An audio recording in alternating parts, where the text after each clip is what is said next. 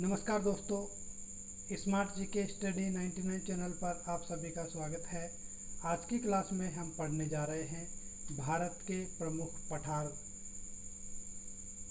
तो चलिए प्रारंभ करते हैं आज की क्लास। यदि साथियों आपने इससे पहले की क्लास नहीं देखी है तो चैनल के प्लेलिस्ट में जाइए और इससे पहले की क्लासें भी आप देखें, तब आपको ये क्लास समझ में आएगी।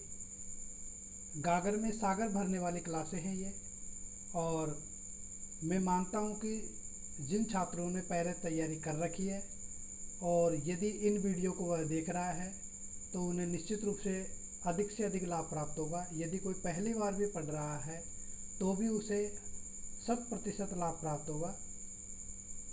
इस वीडियो को आप पढ़ें, साथ में नोट्स भी बनाते हुए चलें, ताकि एग्ज़ाम टाइम पर आपका सही प्रकार से रिवीजन हो सके। ये क्वेश्चन फॉर्मेट में मैं लेकर आया हूँ। चलिए प्रारंभ करते हैं आज की क्लास। साथियों, यदि आपको वीडियो अच्छी लगे तो लाइक करें और चैनल को सब्सक्राइब, जिन्होंने नहीं किया है वो चैनल को सब्सक्राइब करें। नए साथियों तक वीडियो को पहुँचाएं ताकि उन्हें भी लाभ मिल सके। तो प्रारंभ करते हैं आज की क्लास। प्रायद्वीपीय भारत के प्रमुख पठार। प्रायद्वीपीय भारत के प्रमुख पठारों में आता है पहला मालवा का पठार, दक्कन का पठार, बुंदेलखंड का पठार, बघेलखंड का पठार, शिलोंग पठार, छोटा नागपुर पठार और दंडकारण्य पठार। साथियों, पठार से संबंधित प्रश्न कई बार एग्जाम में आ चुका है और दोबारा भी पूछे जाने की संभावनाएं अधिक से अधिक है।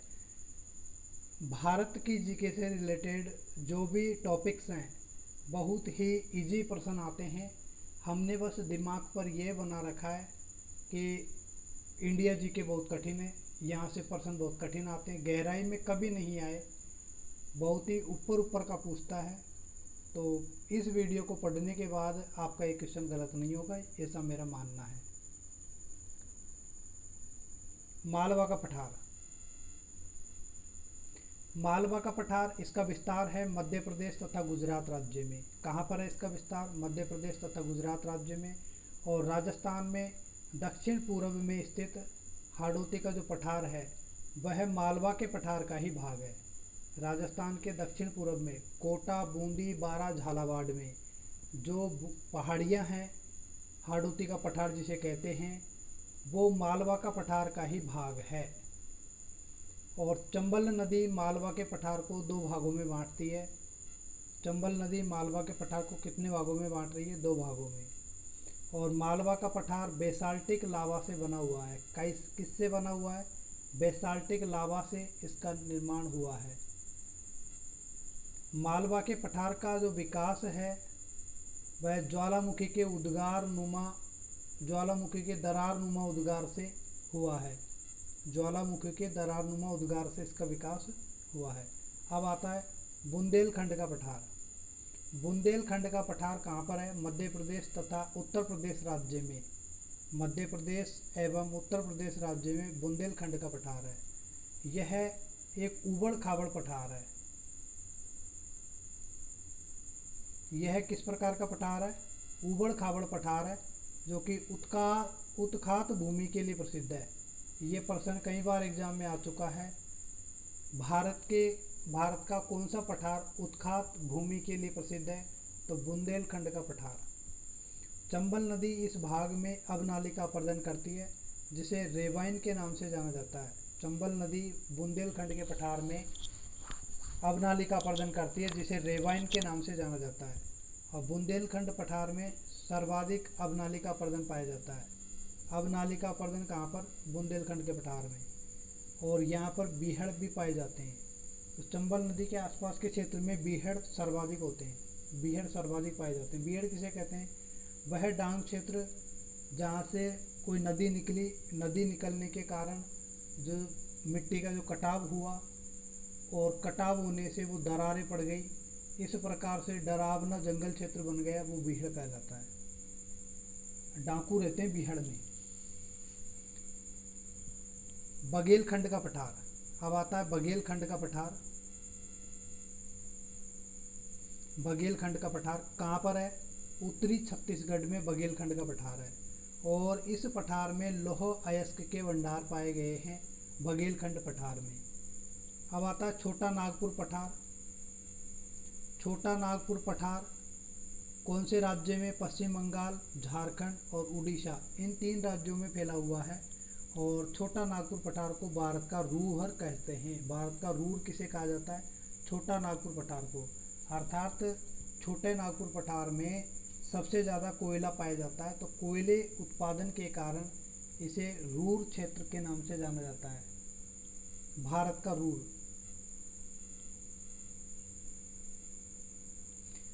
दामोदर नदी दामोदर नदी छोटा नागपुर पठार से निकलती है। तो दामोदर नदी कहाँ से निकलती है? छोटा नागपुर पठार से। और दामोदर नदी को बंगाल का शोक भी कहा जाता है। किस नदी को बंगाल का शोक कहते हैं? दामोदर नदी को। दामोदर नदी पर 1948 ईस्वी में दामोदर नदी घाटी परियोजना बनाई गई थी। कब बनाई गई? 1948 में बनाई गई थी। स्वतंत्र भारत की प्रथम नदी घाटी परियोजना है दामोदर नदी घाटी परियोजना।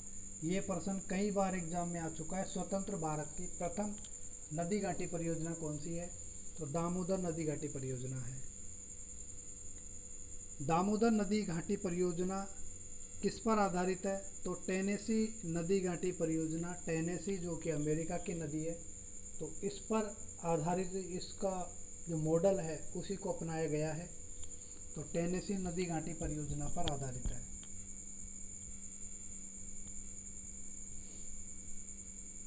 छोटा नागपुर पठार के कितने भाग हैं? 3 भाग बताए गए हैं। रांची का पठार, हजारीबाग का पठार और पलामू पठार। छोटा नागपुर पठार के 3 भाग हैं, रांची, हजारीबाग, पलामू। छोटा नागपुर पठार की सबसे ऊंची चोटी पारसनाथ पर्वत है। छोटा नागपुर पठार की सबसे ऊंची चोटी कौन सी है? पारसनाथ पर्वत, जो कि झारखंड में है। अब आता है शिलोंग का पठार। शिलोंग का पठार।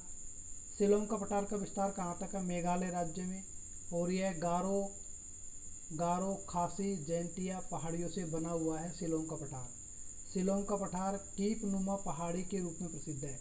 कीप नुमा पहाड़ी, इस प्रकार की एक पहाड़ी कीप नुमा पहाड़ी के रूप में प्रसिद्ध है। सर्वाधिक वर्षा वाले स्थान मासिनराम तथा चेरापूंजी इन खासी पहाड़ियों में ही स्थित है। मेघालय की राजधानी शिलोंग, जो कि खासी पहाड़ियों में ही स्थित है। शिलोंग पठार की सबसे ऊंची चोटी का नाम है नोक्रेक। कोई क्रेक नहीं, नोक्रेक। तो शिलोंग पठार की सबसे ऊंची चोटी कौन सी है? नोक्रेक। नोक्रेक शिलोंग पठार की सबसे ऊंची चोटी। नोक्रेक को एक जैव मंडल संरक्षित क्षेत्र भी घोषित किया जा चुका है। और शिलोंग का पठार ये प्रायद्वीपीय पठार से मालदा गेप या राजमहल गारो गेप से पृथक होता है। ये प्रश्न भी एग्जाम में आ चुका है कि शिलोंग के पठार को प्रायद्वीपीय पठार से अलग करने वाला जो पॉइंट है वो कौन सा है? मालदा गेप या राजमहल गारो गेप। मालदा गेप या राजमहल गारो गेप ये शिलोंग के पठार को प्रायद्वीप पठार से अलग करता है। अब आता है दंडकारण्य पठार। दंडकारण्य पठार का जो विस्तार है महाराष्ट्र, आंध्र प्रदेश, छत्तीसगढ़ के दक्षिणी भाग में है। महाराष्ट्र, आंध्र प्रदेश राज्य में और छत्तीसगढ़ के दक्षिणी भाग में दंडकारण्य पठार का विस्तार है। यह पठार एक ऊबड़ खाबड़ पठार है, घने जंगलों से घिरा हुआ पठार है। और वर्तमान में दंडकारण्य पठार में नक्सली लोग निवास करते हैं। नक्सलाइट एरिया है। छत्तीसगढ़ का जो एक एरिया है वो नक्सलाइट ही है। नक्सलवाड़ी क्षेत्र पश्चिम बंगाल में भी है। दंडकारण्य पठार से इंद्रावती नदी निकलती है। कौन सी नदी? इंद्रावती। दंडकारण्य पठार से कौन सी नदी का उद्गम होता है? तो इंद्रावती नदी का। और यह गोदावरी नदी की एक सहायक नदी है। गोदावरी नदी की सहायक नदी है। इंद्रावती नदी छत्तीसगढ़ में त्रिकूट जलप्रपात स्थित है इसके ऊपर। इंद्रावती नदी पर छत्तीसगढ़ में कौन सा जलप्रपात है? त्रिकूट जलप्रपात है। और त्रिकूट जलप्रपात को भारत का मिनी नियाग्रा जलप्रपात भी कहा जाता है। भारत का मिनी यानी छोटा नियाग्रा जलप्रपात कौन सा है? तो चित्रकूट जलप्रपात है, जो कि इंद्रावती नदी पर है छत्तीसगढ़ में। नियाग्रा जलप्रपात कहाँ पर है? ये सेंट लॉरेंस नदी पर है, यूएसए तथा कनाडा के बीच में है। ये वर्ल्ड जीके से रिलेटेड पर्सन है। नियाग्रा जलप्रपात कहाँ पर है? सेंट लॉरेंस नदी पर है, यूएसए में और कनाडा के मध्य में है। और अब आता है दक्कन का पठार। भारत का सबसे बड़ा पठार है दक्कन का पठार। भारत का सबसे बड़ा पठार कौन सा है? दक्कन का पठार है। और यह बेसाल्टिक लावा से निर्मित पठार है। बेसाल्टिक लावा से निर्मित पठार। दक्कन पठार में काली मिट्टी पाई जाती है। कौन सी मिट्टी? काली मिट्टी पाई जाती है। इसका उपनाम है रेगुर मिट्टी। काली मिट्टी का उपनाम क्या है? रेगुर मिट्टी है। काली मिट्टी में नमी रोकने की क्षमता सर्वाधिक होती है और कपास की खेती के लिए उपयोग में ली जाती है काली मिट्टी। दंडकारण्य पठार 3 भागों में विभाजित है। कौन कौन से? महाराष्ट्र का पठार, आंध्र प्रदेश का पठार और कर्नाटक पठार। 3 भागों में विभाजित है। महाराष्ट्र पठार संपूर्ण महाराष्ट्र में, आंध्र प्रदेश पठार जो कि कृष्णा नदी इस पठार को 2 भागों में बांट रही है। कौन कौन से हैं 2 भाग? देखिएगा। उत्तरी भाग जो कि तेलंगाना पठार है और दक्षिणी भाग रॉयल सीमा पठार है।